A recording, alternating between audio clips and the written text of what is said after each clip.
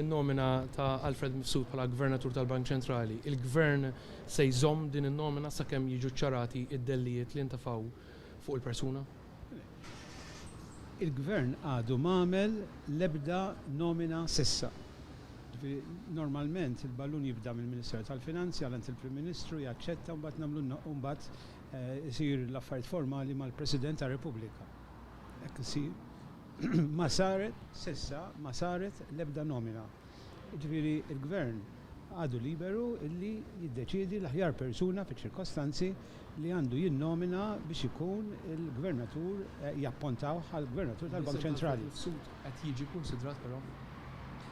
L-isem ta' Alfred Mifsud kien fost l-ismijiet iva, nafu x'inqala wkoll, u wieħed irid iżomm l-affarijiet separati bejn affarijiet li ngħaddu jistgħu jkunu kriminali for all I know, imma hemm allegazzjonijiet, accusations, counter accusations.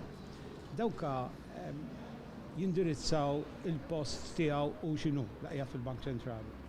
U għet irid jieħu żmien tiegħu biex jiċċekkja. Il-nomina hija xi ħaġa separata, il-Gvern huwa liberu li jażel l-iktar persuna donja biex jiġi nominat u mbagħad appuntat bħala Gvernatur tal-Bank Ċentrali. Huwa sew li għandek deputat tal-Bank Ċentrali, deputat Gvernatur, b'dawn l-akkużi serji jimdendlin fuq rasu? Nista' nidħol fil-merti ta' xejn.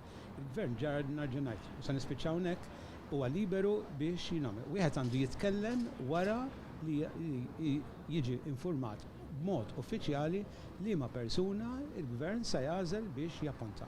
Dwar dawn l-allegazzjonijiet. Tal-allegazzjonijiet. Sekandi xi ngħid. Semmejt tal-Ecofin. Il-due diligence jew affarijiet oħra arġajtat. Ġifieri jirrigwardjaw ukoll il-pożizzjoni tiegħu.